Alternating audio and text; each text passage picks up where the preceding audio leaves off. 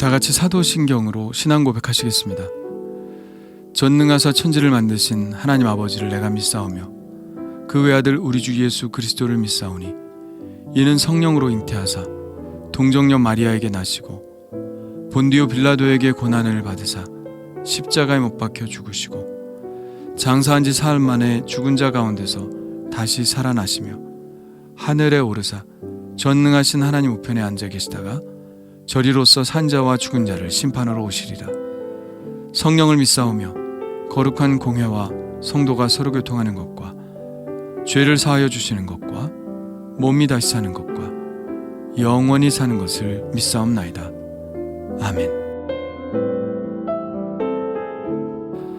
다 같이 찬송가 222장 함께 부르시겠습니다.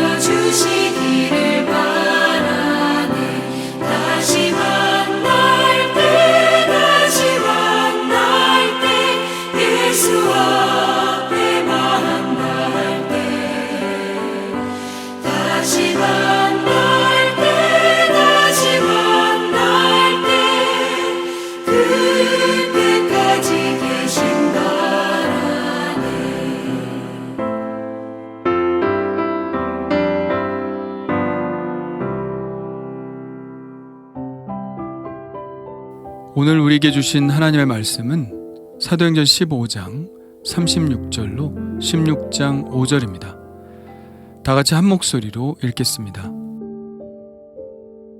며칠 후에 바울이 바나바더러 말하되 우리가 주의 말씀을 전한 각 성으로 다시 가서 형제들이 어떠한가 방문하자 하고, 바나바는 마가라 하는 요한도 데리고 가고자 하나 바울은 밤빌리아에서 자기들을 떠나 함께 일하러 가지 아니한 자를 데리고 가는 것이 옳지 않다 하여 서로 심히 다투어 피차 갈라서니, 바나바는 마가를 데리고 배 타고 구브로로 가고 바울은 실라를 택한 후에 형제들에게 주의 은혜의 부탁함을 받고 떠나 수리아와 길리기아로 다니며 교회들을 견고하게 하니라. 바울이 더베와 루스드라에도 이르매 거기 디모데라 하는 제자가 있으니 그 어머니는 믿는 유대 여자요 아버지는 헬라인이라. 디모데는 루스드라와 이고니온에 있는 형제들에게 칭찬을 받는 자니, 바울이 그를 데리고 떠나고자 할새 그 지역에 있는 유대인으로 말미암아 그를 데려다가 할례를 행하니, 이는 그 사람들이 그의 아버지는 헬라인인 줄 다 알미러라. 여러 성으로 다녀갈 때에 예루살렘에 있는 사도와 장로들이 작정한 규례를 그들에게 주어 지키게 하니, 이에 여러 교회가 믿음이 더 굳건해지고 수가 날마다 늘어가니라. 아멘. 예루살렘 회의 결과를 가지고 안디옥에 도착하여 기쁜 결과들을 나누고 난 후 며칠이 지나자 바울은 1차 전도 여행 때 복음을 받아들인 사람들이 계속 그 믿음을 가지고 살아가고 있는지 궁금해졌습니다. 그리고 말씀으로 그 믿음을 강화할 필요를 느꼈죠. 이 마음이 바로 복음을 낳은 아비의 마음이죠. 그래서 바나바에게 말합니다. 우리가 주의 말씀을 전한 각 성으로 다시 가서 형제들이 어떠한가 방문하자. 바나바도 거기에 동의하죠. 그런데 바나바는 마가라 하는 요한도 같이 데리고 가자고 말합니다. 요한은 바나바의 조카로 1차 전도 여행 때 수행원으로 함께 출발했던 사람이죠. 그런데 마가는 끝까지 전도 여행을 마치지 못합니다. 구브로를 지나 밤빌리아의 버가에 도착하자 마가는 예루살렘으로 돌아가겠다고 말합니다. 그래서 할 수 없이 돌려보내죠. 13장 13절에 그 이야기가 나오는데요. 바울과 및 동행하는 사람들이 바보에서 배 타고 밤빌리아에 있는 버가에 이르니 요한은 그들에게서 떠나 예루살렘으로 돌아가고. 이 일을 겪으면서 바울은 요한이 사명감과 책임감이 결여되어 있다고 느꼈을 것입니다. 그래서 밤빌리아에서 자기들을 떠나 함께 일하러 가지 아니한 자를 데리고 가는 것이 옳지 않다고 말한 것이죠. 이들은 이 문제로 심히 다투었습니다. 심히 다투었다는 표현을 보니 정말로 감정적인 부딪힘까지 있었던 것 같습니다. 대화의 요지는 대충 짐작이 갑니다. 바나바는 요한이 책임있게 행동하지 않은 것은 사실이지만 그래도 다시 한번 기회를 주는 것이 좋지 않겠느냐고 말했겠죠. 반대로 바울은 이런 전도 여행과 같은 목숨을 걸고 하는 사역에 그런 정신 상태를 가진 사람이 어떻게 이 일을 감당할 수 있겠느냐는 이야기를 했을 거고요. 결국 결론이 나지 않았습니다. 그래서 둘은 따로 전도 여행을 진행하기로 합니다. 둘은 이 문제로 다투기는 했어도 그들의 사역을 포기하지 않은 것이 눈에 띄는데요. 글쎄요, 우리 같으면 심하게 다투고 나면 다 때려치우고 아무것도 안 했을 것 같은데 그들은 싸우긴 싸웠어도 그들이 가지고 있었던 사명은 결코 포기하지 않았습니다. 결국 의견 조율을 못한 것 같지만 그러나 다시 생각해보면 그들은 결국 타협을 본 겁니다. 따로 가자고 타협을 본 것이죠. 바나바는 마가를 꼭 데리고 가야겠다고 하니 바나바가 마가를 데리고 가고, 바울은 마가와 함께 가지 않겠다고 하니 바울은 또 다른 사람 실라를 데리고 각자 전도 여행을 가기로 타협을 한 것이죠. 사도행전을 보면서 약간 실망스러운 부분이 바로 이 부분인데요. 우리 생각에는 둘이 잘 타협을 해서 같이 갔으면 얼마나 좋았을까 생각하지만 서로의 성향이 좀 달랐기 때문에 이해할 수 있는 부분이 없는 것은 아닙니다. 바울은 일중심적인 사람이었던 것 같습니다. 그리고 예수를 믿고 얼마 안 되었으니 얼마나 더 복음에 열정적이었겠습니까? 반면 바나바는 사람 중심의 사람이었습니다. 그의 이름의 뜻이 위로의 아들 아닙니까? 그러니 그는 일보다는 사람을 잘 도닥여서 함께 가는 것이 중요했던 것이죠. 그러나 바울과 마가 요한은 후에 함께 동역하는 관계가 됩니다. 골로새서 4장에 보면 이런 말씀이 있죠. 나와 함께 갇힌 아리스다고와 바나바의 생질 마가와. 이것으로 보아 마가 요한은 바울과 함께 복음을 전하다가 함께 감옥에 갇힌 처지가 되었다는 것을 볼 수 있죠. 디모데후서 4장에도 바울이 디모데에게 이렇게 말합니다. 누가만 나와 함께 있느니라. 내가 올 때 마가를 데리고 오라. 그가 나의 일에 유익하니라. 오늘 본문에서는 마가가 바울의 사역에 별로 유익이 없을 것 같았는데 결국은 바울의 사역에 매우 유익한 사람이 됩니다. 그리고 이 마가는 우리에게도 매우 큰 유익을 주었죠. 바로 마가복음이라는 복음서를 우리에게 선물해 주었습니다. 복음서 중에 가장 레디컬한 복음서가 마가복음인데요. 그가 복음을 전하면서 얼마나 철저히 주님을 따르는 제자가 되었는지를 볼 수 있는 부분입니다. 교회에서 사람들과 함께 일하다 보면 내 눈높이에 맞지 않는 사람들이 있을 수 있습니다. 그러나 그 사람이 어떤 모습으로 변할지는 아무도 모르죠. 그렇기 때문에 그 사람의 장래에 좋은 모습으로 변화될 것을 그려보며 인내하며 참고 함께 동역해야 하겠다는 생각이 듭니다. 어쨌든 바나바는 마가를 데리고 배 타고 처음 전도를 했던 구브로로 떠나고 바울은 신라와 함께 반대쪽 육지로 올라가 수리아와 길리기아로 다니며 교회들을 견고하게 했습니다. 바울 일행은 1차 전도 여행을 했던 것과는 정반대 방향으로 선교지들을 방문하는데요. 더베를 거쳐 루스드라에 이릅니다. 거기에는 디모데라는 제자가 있었는데요. 그 어머니는 믿는 유대 여자이고 아버지는 헬라인이었습니다. 이 가정은 바울의 1차 전도 여행 때 바울의 전도를 받고 예수를 믿은 가정이죠. 그로부터 이때까지 약 3년 정도의 시간이 지났다고 보는데요. 그 사이에 디모데는 열심히 말씀을 보고 좋은 그리스도인으로 성장하여 루스드라와 이고니온에 있는 형제들에게 칭찬받는 자가 되었습니다. 바울은 디모데를 보고 마음에 들었습니다. 함께 전도 여행을 제안했고 디모데는 바울 일행을 따라 나섰습니다. 그런데 거기를 떠나기 전에 디모데를 데려다가 먼저 할례를 행합니다.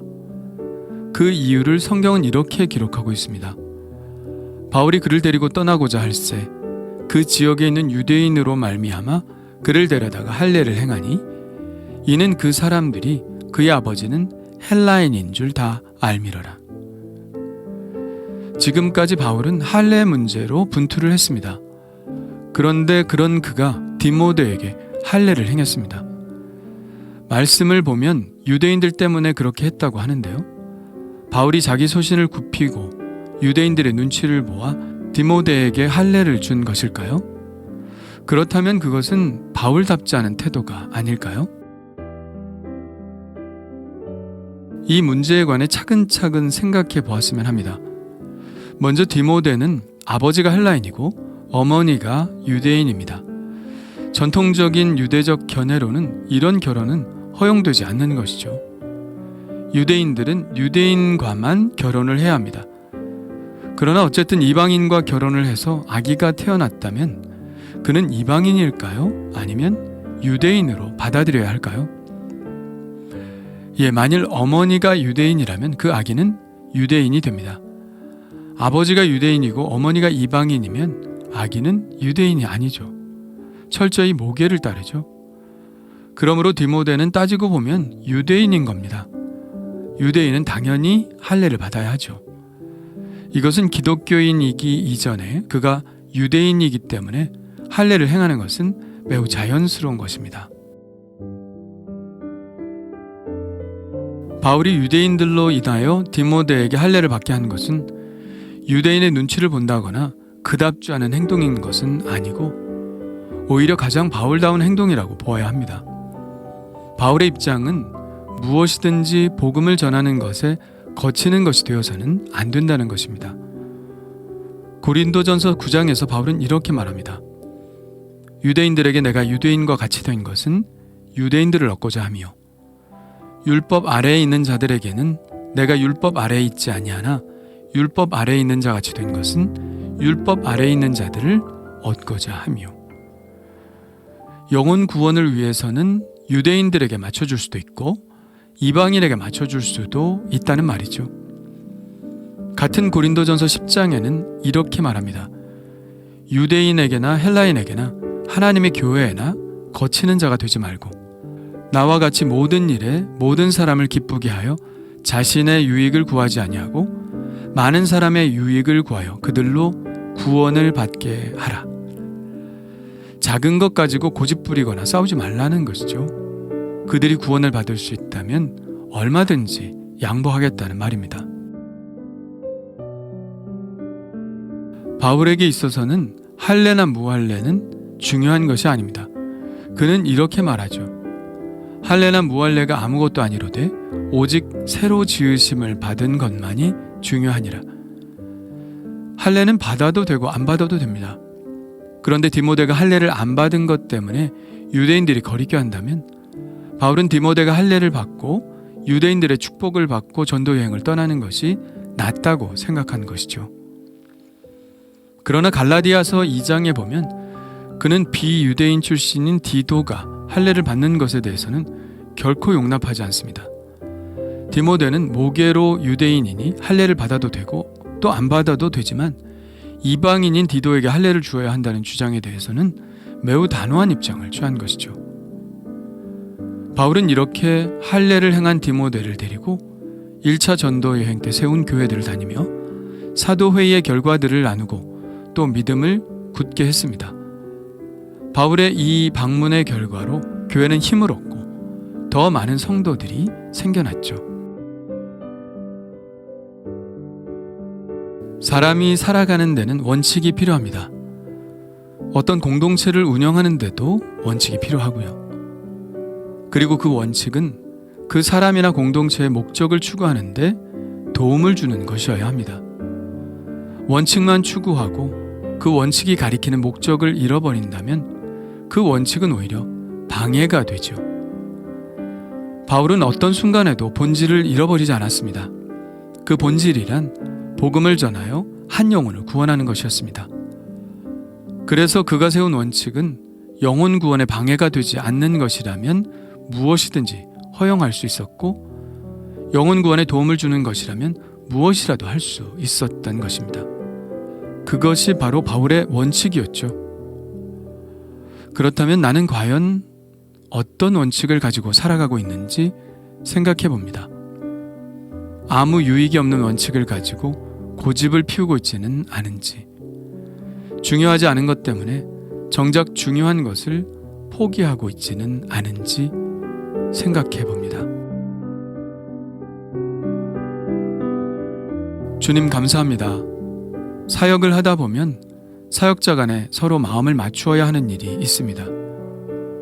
그럴 때 성령의 지혜를 주셔서 사역도 그리고 사람도 놓치지 않는 좋은 판단을 할 수 있게 하시고 타협하는 마음과 또 제3의 길을 찾을 수 있는 해안도 허락하여 주옵소서. 바울처럼 가장 중요한 일에 마음을 쓰게 하시고 본질이 아닌 것 때문에 고집을 피우지 않게 하옵소서. 오늘도 어떤 영혼에게 다가갈 것인지 주님께서 말씀하여 주옵소서. 예수님의 이름으로 기도합니다. 아멘. 다 같이 주님 가르쳐 주신 기도 하겠습니다. 하늘에 계신 우리 아버지여, 이름이 거룩히 여김을 받으시오며 나라가 임하시오며 뜻이 하늘에서 이루어진 것 같이 땅에서도 이루어지이다. 오늘 우리에게 일용할 양식을 주시옵고 우리가 우리에게 죄 지은 자를 사하여 준 것 같이 우리 죄를 사하여 주시옵고 우리를 시험에 들게 하지 마시옵고 다만 악에서 구하시옵소서. 나라와 권세 영광이 아버지께 영원히 있사옵나이다. 아멘. 우리 이제 각자 하나님께 기도하는 시간을 갖겠습니다.